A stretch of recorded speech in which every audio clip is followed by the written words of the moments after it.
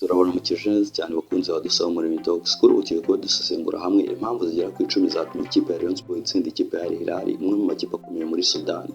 Ibanga ry'intsinzi ya Rayon Sports ryamenyekanye. Ese ni icyatumye ikipe ya Rayon Sports ibasha gutsinda Al Hilal? Ikipe ifite izina rikomeye kandi yari yaritwaye neza mu mikino ya mbere ya Sekafa Kagame Cup mu matsinda.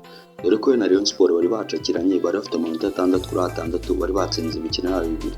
Muri make bari bagiye guhura bombi bishakamo komeza ari ya mbere, dore ko yombi ayo makipe yaje kubakomeza ajya muri kimwe cya kabiri. Ese ni iki Rayon Sports yakoze neza muri uno mukino kikayihesha intsinzi ku ikipe ya Al Hilal igacira amanota 3? Ese ni igitego cya Tiso gusa cyaremye itandukanye mu kibuga, cyangwa se hari indi mpamvu yindi ziyihishe inyuma y'intsinzi? Rayon Sports yanditse amateka muri irushanwa rya Sekafa Kagame Cup 2026 ubwo yatsindaga Al Hilal igitego kimwe ku busa, maze isoza imikino y'amatsinda ifite amanota 9/9, none ikirenze itaninjijwe n'igitego na kimwe mu mikino 3 yatsinze. Uyu munsi turarebera hamwe impamvu zigera ku 10 z'ingenzi zatumye ikipe ya Rayon Sports itsinda Al Hilal, ndetse n'ibintu bikomeye iyi kipe yakoreye mu kibuga byatumye intsinzi iboneka. Rayon Sports yatangiye neza umukino. Kimwe mu bintu by'ingenzi Rayon Sports yakoze ni ugutangira umukino ifite imbaraga, kandi itegereje ko Al Hilal ari ibanza gushyiraho umuvuduko. Rayon Sports yagiye mu mukino ifite gahunda yo gukina neza kuva mu minota ya mbere. Ibi byatumye Al Hilal itabona umwanya uhagije wo gutuza ndetse no gushyira umukino wayo ku murongo, kandi ibi byaje kugira akamaro dore ko Rayon Sports yaje kubibona igitego hakiri kare ku munota wa 16 cya Tiso. Igitego cya Tiso cyahinduye umukino. Igitego cya Tiso ko John nicyo cyahaye Rayon Sports intsinzi y'amanota 3. Tiso yaje kubona uburyo bwo gutsinda maze bukoresha neza amahirwe kuri Rayon Sports barabonetse.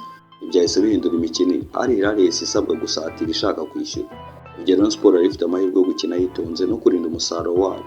Ni ukuvuga ko igitego cya Tiso kitari igitego gusa, ahubwo cyahinduye n'imiterere y'umukino. Rayon Sports yari ifite discipline mu bwugarizi. Nyuma yo kubona igitego, Rayon Sports ntiyigeze itakaza umutwe. Abakinnyi bakomeje gukurikiza gahunda yabo y'imikino myiza. Iyi kipe itsinze hakiri kare, rimwe na rimwe ishobora gutangira gukora amakosa kubera gushaka gukomeza gusatira. Rayon Sports yakoze ibinyuranye, yagumye yitonze, ikora akazi ko kurinda izamu kandi igabanya imyanya Al Hilal yashoboraga kuba yabona ibashe kubishyura. Rayon Sports ntiyatinya Al Hilal. Al Hilal ni imwe mu makipe afite izina rikomeye kandi yari imaze kwitwara neza mu mikino yabanje, yari ifite amanota 6. Ariko Rayon Sports ntiyagiye mu kibuga itinya uwo bahanganye cyangwa se Al Hilal nk'imwe mu makipe akomeye. Abakinnyi bagaragaje ko baje gukina umukino wabo aho kureba ikipe bahanganye. Ibi ni ingenzi cyane mu mukino mpuzamahanga. Iyi kipe itangiye umukino itinya opponent, ishobora kumara iminota myinshi yirwanaho cyangwa se yagiye kuryama mu izamu yagiye kudefanda bitewe n'ubwoba. Rayon Sports yagaragaje ko ishaka intsinzi ndetse yiteguye kuba yafungura umukino igaceza. Gukina nk'ikipe kuri Rayon Sports byaje kuba bibifasha. Indi mpamvu ikomeye ni ubufatanye bw'abakinnyi. Abakinnyi ba Rayon Sports bakoranye mu bice bitandukanye by'ikibuga. Iyo umwe yatakazaga umupira, abandi bahageraga bakaza kumufasha. Iyo Al Hilal yatangiye gusatira, Rayon Sports yageragezaga gufunga imyanya no gukumira inzira zishobora kuba zanyuzwamo umupira ngo ugere imbere y'izamu. Iyi ni imwe mu mpamvu zatumye Al Hilal itabona igitego cyo kwishyura. Rayon Sports yakoresheje neza amahirwe yayo. Mu mupira w'amaguru ntabwo buri gihe utsinda ikipe kubera amahirwe menshi uba wabonye. Hari igihe ikipe uyitsinda kubera ihirwe rimwe ushobora kubona ukaba waribyaza umusaruro. Rayon Sports yabonye igitego kimwe kandi icyo gitego cyaje kuba ingenzi cyane. Al Hilal nayo yashatse uburyo bwo kwishyura ariko ntiyabasha guhindura amahirwe yayo ngo yabyazemo igitego. Niyo mpamvu efficiency ya Rayon Sports mu gihe yari yabonye uburyo bwo gutsinda yabaye imwe mu ntwaro zayo zaje kwifasha kuyobora umukino. Abafana ba Rayon Sports bari bifitiye icyizere. Hari ikintu cyitwa confidence mu mupira w'amaguru. Iyi kipe imaze gutsinda imikino 2, abakinnyi batangiye kwizera ko bashobora gutsinda n'undi mukino. Rayon Sports yari imaze kubona ko amanota mu mikino ya mbere yabanje yaje kuba yabona neza, ibona ko n'uyu wa gatatu bishoboka ko yaza gutsinda. Ibi byatumye ijya guhana Al Hilal ifite icyizere, kandi iyo confidence yawe yagaragariye mu buryo abakinnyi bitwara mu kibuga, ni imwe mu ntsinzi uba wamaze gutsinda burya mbere yo gutangira umukino, kuko uba wizeye kuko byagenda kose bitewe n'icyizere ndetse n'uko mufite n'imikino 2 mwatangiye mutsinda uri imbere y'abafana bawe. Ni ikindi kintu kindi kiba ari ingenzi, gucunga neza igihe nyuma yo gutsinda. Ikindi kintu cy'ingenzi ni uburyo ikipe ya Rayon Sports yacunze umukino nyuma yo kubona igitego. Ntabwo buri gihe uba ugomba gukomeza gusatira ngo ushake ibitego byinshi. Rimwe na rimwe ugomba kumenya ko igihe cyo gusatira n'igihe cyo gutuza byose uba ukwiye kubifata. Rayon Sports yabashije gukomeza gukina mu buryo utayishyira mu kaga gakomeye. Intego yari imwe, kurinda igitego ndetse no gufata amanota ya 3 ikayacyura. Imbaraga n'umwete w'abakinnyi. Umukino nk'uwisaba imbaraga nyinshi. Al Hilal ntiyari ikipe yoroshye kandi Rayon Sports yari izi neza ko ikosa rimwe ishobora gukora rishobora kuyigira akarambo mu kibuga. Abakinnyi bagomba gukomeza kwiruka, gukurikira abo bahanganye no kurwana kuri buri mupira.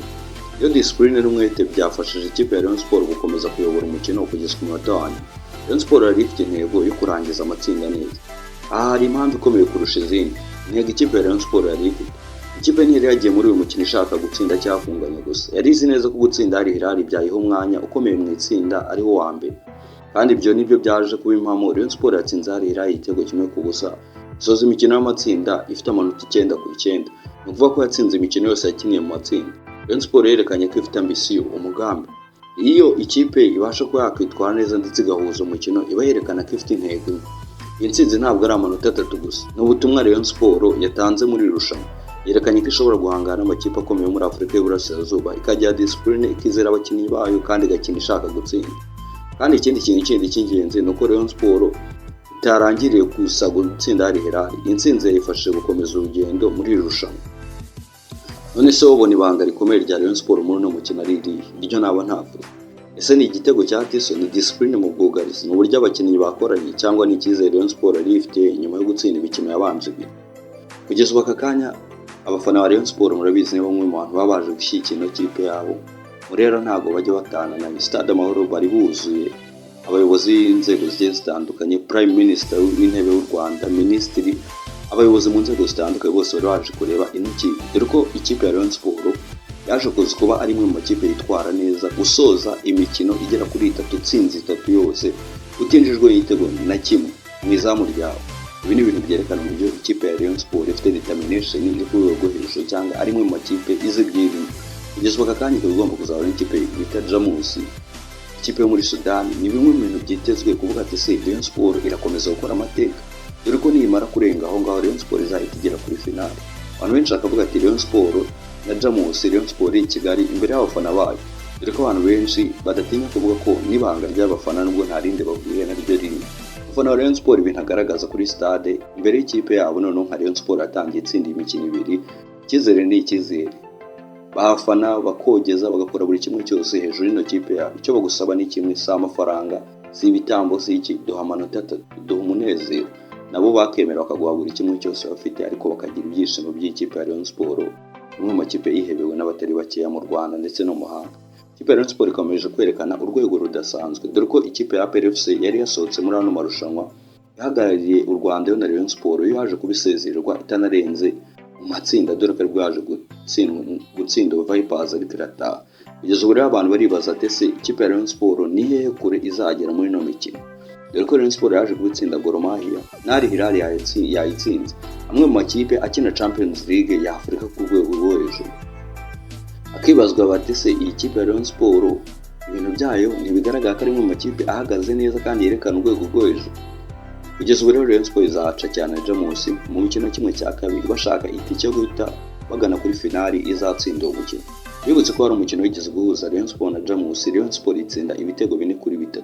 Bimwe mu bintu byerekana uburyo ikipe ya Rayon Sport ni ikipe bigeze bakozanyaho, kandi bishobora no kubuza kuba byayibera inzira bitewe n'uko Rayon Sport iri muri forme, abafana bayo bashyushye ndetse n'abakinnyi bayo bikaba barimo bitwara neza. Ikipe ya Rayon Sport nta gishya, twayifuriza kugera kure, igakomeza guheka ibendera ry'abafana ba Rayon Sport ndetse igakomeza guheka n'igihugu muri rusange. Umwe mu makipe abaturage kugeza aka kanya bavuga ko abanyarwanda bishimye, ntabwo yaba beshye, keretse abanzi cyangwa se abadashyigikiye igihugu. Ariko ikipe ya Rayon Sport ni imwe mu makipe ari gutanga ibyishimo ndetse n'umunezero rw'imisozi igihugu. Nibagirwa gukanda kuri subscribe kugira ngo tube tubana.